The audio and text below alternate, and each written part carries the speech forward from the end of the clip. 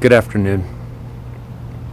So as things progress in what we're seeing, not just here in the United States, but gathering steam around the world, well, this is for lots of reasons, and it's not because some group has paid some other group to do it exclusively. It's not that simple. I know that everybody wants to classify it as that it's a cabal against a cabal, but there's actually a real issue going on as well. You see, as above, so below for those that would call themselves the elite. As above, so below for them is quite different than Christ saying on earth as it is in heaven. Everything is usurped, even that line. The word love and the meaning of it has been usurped by the world. People don't even know what love really is. The revealing is coming so quickly with all of these things, and it's only seen by those that have eyes to see.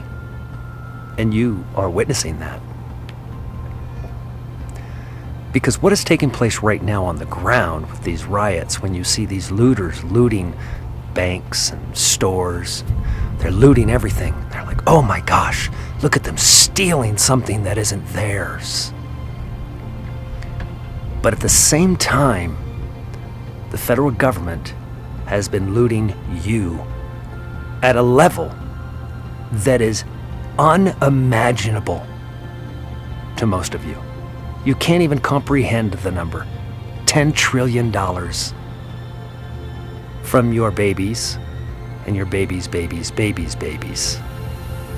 Every generation in the future will be enslaved by it, and more coming, in ways that make you look free, even though you haven't been. Because everything that you thought was true and good is evil. There's a reason why the tree of life has a sword spinning fire in both directions. They will make sure you don't find that tree of life if they can have anything to do with it. They would rather you attached and eating from the tree of good and evil, the knowledge of good and evil, because there really isn't good and evil. It's manufactured. The Matrix, as most of you know it, is them leading these people into a value center, a value system that doesn't comply with you. Every issue we have on earth today, in every country, especially in this one, every single one of them, you can find the root all the way down to the monetary system and money, the image of the beast. Money is the image of the beast, and the beast is government, totalitarian.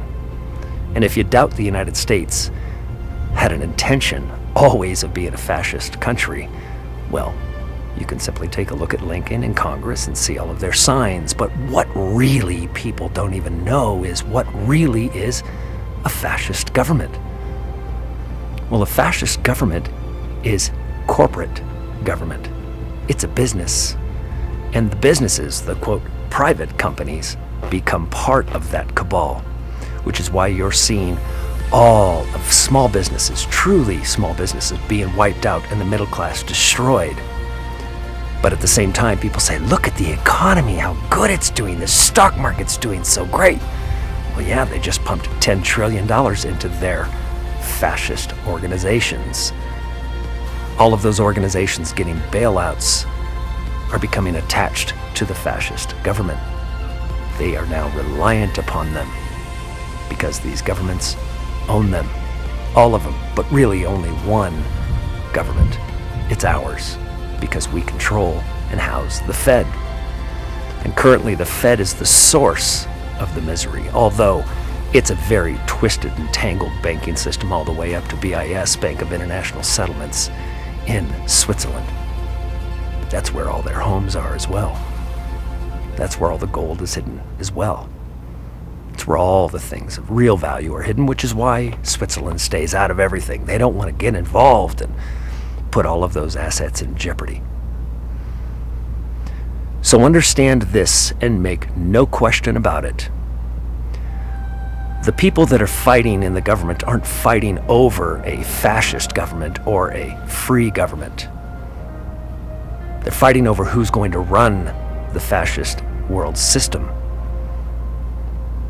This is no different than different divisions within a corporation fighting for who is more valuable and who really runs the show from the top down. Because when you're in that position, the fleecing that you can do is significant. So watch what is taking place today with the protests, because they begin always good. Everything is usurped. So now you see these crowds beginning to listen to people giving speeches. Now they become infiltrated. Beautiful jet black butterfly. Huge. Jet black, not another color on them. Oddly enough, I'm wearing white today. Now you're starting to understand the reason. I'll let you figure that one out on your own. How about we just call that a mystery for a little while? But what we're watching taking place right now before our very eyes is an illusion that is so grand, like the government adding more jobs than history. Well, that's not that people actually got employed yet. They simply made the funds available for new job creation. That doesn't mean they're hired. So think about when you have individual states, like even the state of California, that are going to be hiring 1 million contact tracers. Trust me, that's still coming. COVID-19 is long from being over. Make no mistake about it. They will bring that back with force and a vengeance, and the timing will be just perfect for them. But all of this to recognize the miserable things going on in the world is, again, yet to confirm that the things that I've said and the things that you've discovered on your own as a result of things that I've said, that those things get to confirm and solidify the truth within you. That now you begin to stand with authority. You begin to think and understand with authority. And more importantly, you can now separate what has ailed human beings and love them aside from that. Even the ones that are on the other side of whatever side you're on, there is tribalism happening. What you're experiencing right now is groupthink. All of these different group thoughts. You see so much happening, and they're trying to assemble these group thoughts. This is about creating tribes of thought and belief, and then advancing what they have towards the other one and getting them to join forces.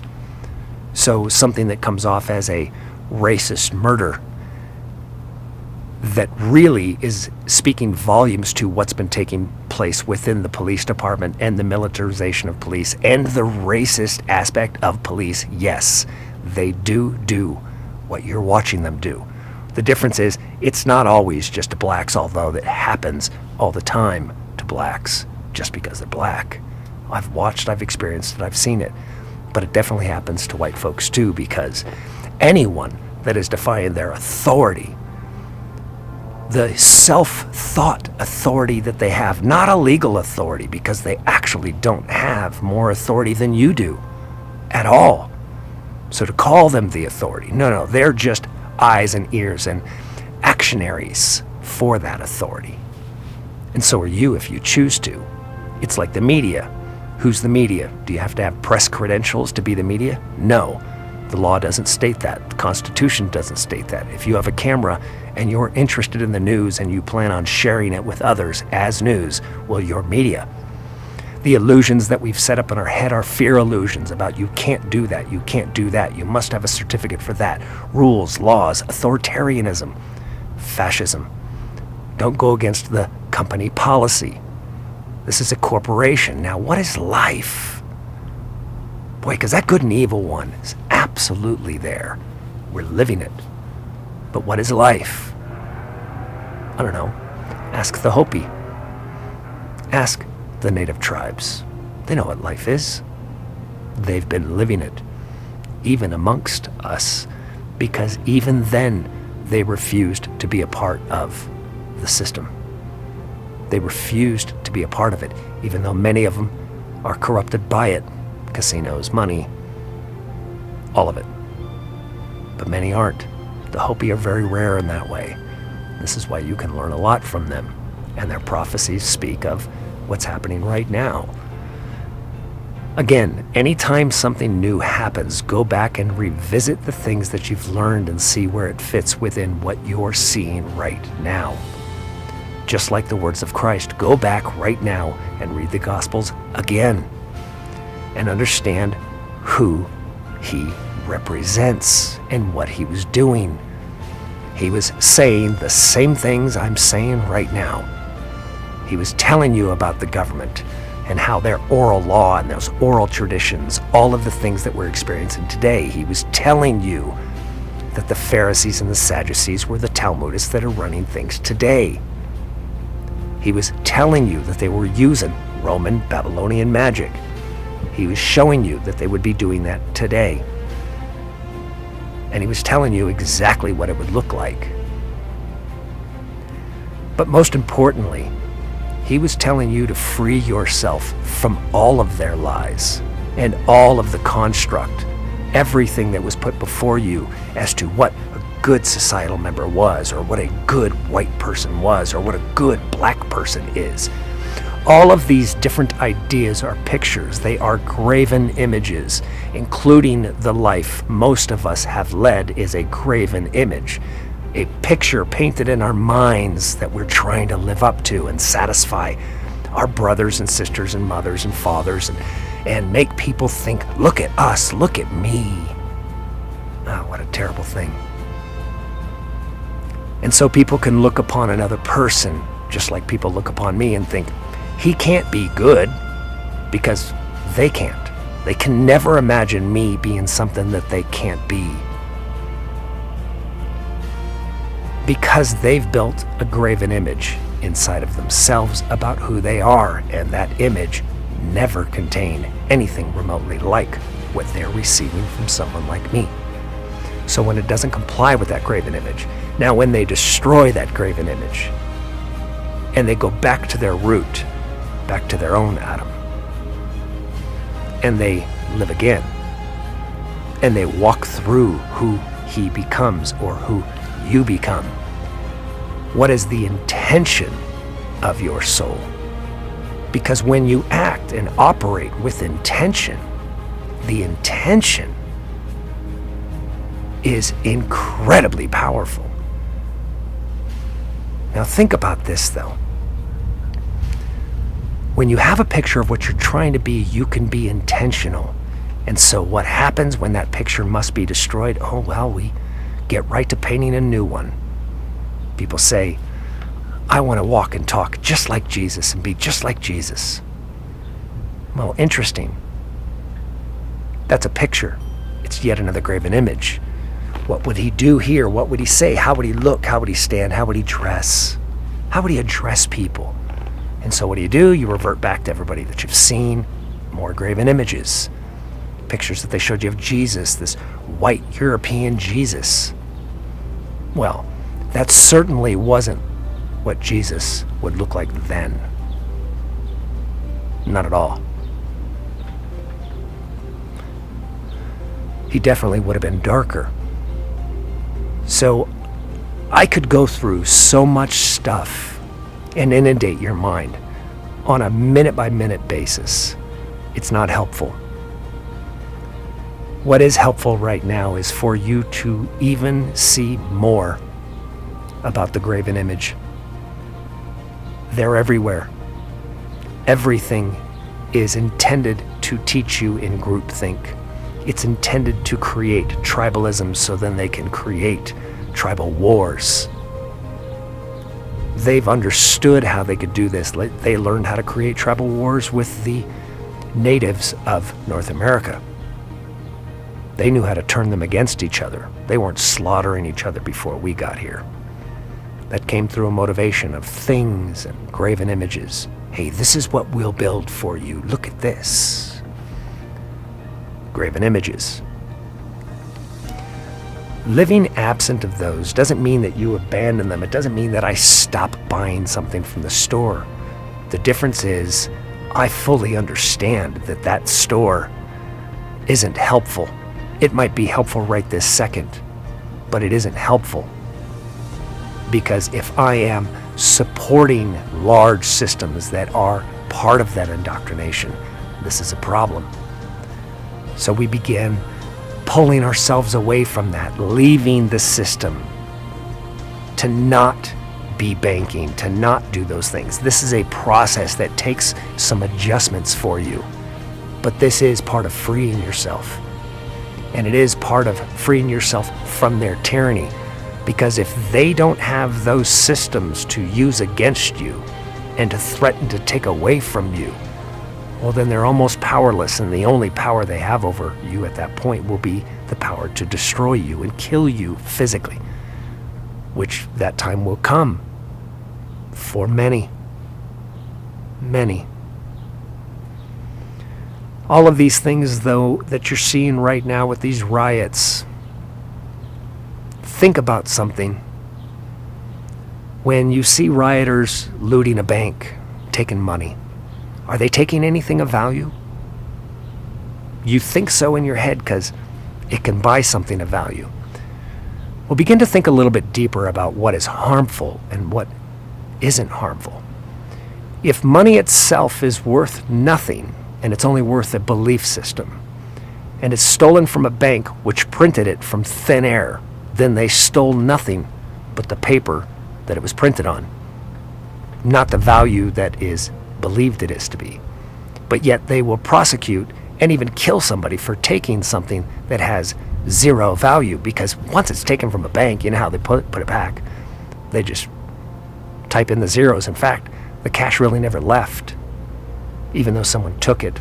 This is a problem. They don't like you stealing their stuff because it messes with their algorithms. It has nothing to do with it being valuable. It's not. And since that money's taken from a bank, there are no losses. Zero. No such thing as a loss, and no harm. None whatsoever. Even to repair the bank. Zero harm. Cost them nothing except time. And actually helped somebody, because somebody else got to eat some food because they got to repair that.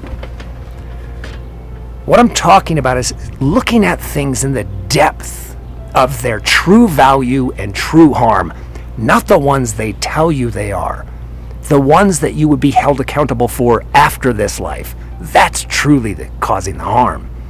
Robbing a bank and stealing $1 million from a bank, you stole nothing. You stole nothing of value. You harmed no one. Now, stealing money from a family, well, they earned that money. So that money is a value center where they bled sweat and tears to obtain that. And it represents how they feed themselves. It changes its power structure at that point. Once you've earned it, it is your value. However, you don't own that value. They still own it because it's a note. That keeps you reliant upon their system. $1 note, it says on it. Note is a dead instrument. It's not attached to any value. It simply represents the blood, sweat, and tears that you put in. Whatever you did, whatever you created, whatever you helped build. However you earned that. That's the value of that dollar. But in a bank, and in the Federal Reserve, and in the government's hands, it's valueless. It's only valuable when you're involved in it. So you understand the power that you give it. The power that you give something that has no power. You've sacrificed it all. And now it's time to take it back. I love you very much. I'll talk to you soon.